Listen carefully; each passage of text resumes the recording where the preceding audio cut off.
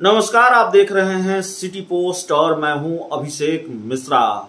मोकामा बाहुबलियों का अखाड़ा बन गया है और हम थोड़ा करेक्शन करना चाहते हैं। मोकामा उपचुनाव को लेकर अब तक जो जानकारी हम आपको देते आ रहे थे, उन जानकारियों में हम ये जिक्र करते थे मोकामा की लड़ाई दो बाहुबलियों के बीच है।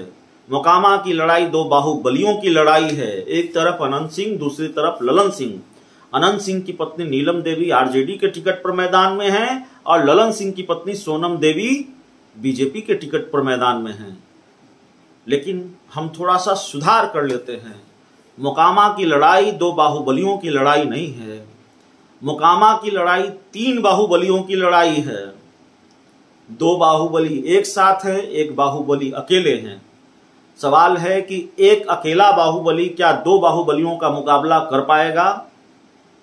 और कथित तौर पर बाहुबली, हमें यह अधिकार नहीं है किसी को बाहुबली कहने का। न हम अनंत सिंह को बाहुबली कह सकते हैं, न हम ललन सिंह को बाहुबली कह सकते हैं, न हम सूरजभान सिंह को बाहुबली कह सकते हैं।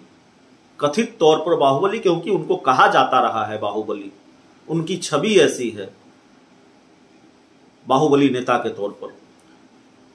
तो ललन सिंह, अनंत सिंह और सूरजभान सिंह, तीन बाहुबली मोकामा उपचुनाव में मैदान में हैं।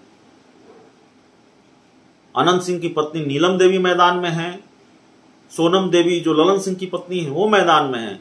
और सूरजभान सिंह इसलिए मैदान में हैं क्योंकि सूरजभान सिंह सपोर्ट कर रहे हैं ललन सिंह को। ललन सिंह की पत्नी के समर्थन में नामांकन के लिए आज पहुंचे थे बाढ़ में।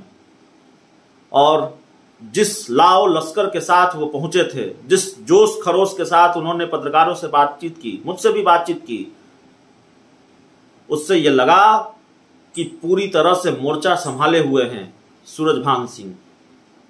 तो सवाल यही है कि एक तरफ दो बाहुबली हैं, एक तरफ अकेले एक बाहुबली हैं। और एक तरफ जो दो बाहुबली हैं वो खुले तौर पर मैदान में हैं और एक बाहुबली हैं वो जेल में हैं।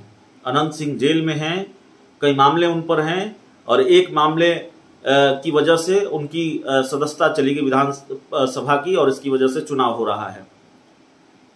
तो एक तरफ एक बाहुबली, एक तरफ दो बाहुबली।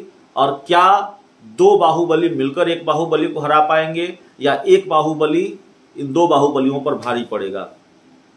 साख का सवाल अनंत सिंह के लिए भी है, साख का सवाल सूरजभान सिंह के लिए भी है और साख का सवाल ललन सिंह के लिए भी है। तो गोपालगंज के मुकाबले मोकामा की लड़ाई इसलिए भी बड़ा दिलचस्प है। गोपालगंज में तो भारतीय जनता पार्टी का पलड़ा भारी नजर आता है, क्योंकि जो बीजेपी के दिवंगत विधायक थे सुभाष सिंह, वो आसानी से जीतते रहे थे। ये ठीक है कि दूसरे नंबर पर रहे थे साधु यादव 2020 के चुनाव में, लेकिन फिर भी जीत हार का अंतर बहुत था। तो गोपालगंज में बीजेपी की राह थोड़ी आसान है। हालांकि राजनीति में, चुनाव में ये नहीं कहा जा सकता जब तक नतीजे नहीं आ जाए, लेकिन जो दिख रहा है अभी तक, जो गणित है, समीकरण है, मोकामा में ऐसा नहीं है। मोकामा में ललन सिंह, सूरजभान सिंह और अनंत सिंह तीनों के लिए साख का सवाल है। और सवाल सबसे बड़ा यही है, मोकामा का जो रिजल्ट होगा वो बताएगा अकेला एक बाहुबली सब पर भारी या दो बाहुबली एक बाहुबली पर भारी। अनंत सिंह का जो तिलिस्म है वो सूरजभान सिंह और ललन सिंह मिलकर तोड़ पाएंगे या नहीं तोड़ पाएंगे, या गढ़ बचाने में अनंत सिंह कामयाब हो पाएंगे, ये देखना होगा। इस पूरी रिपोर्ट में इतना ही। बहुत बहुत धन्यवाद।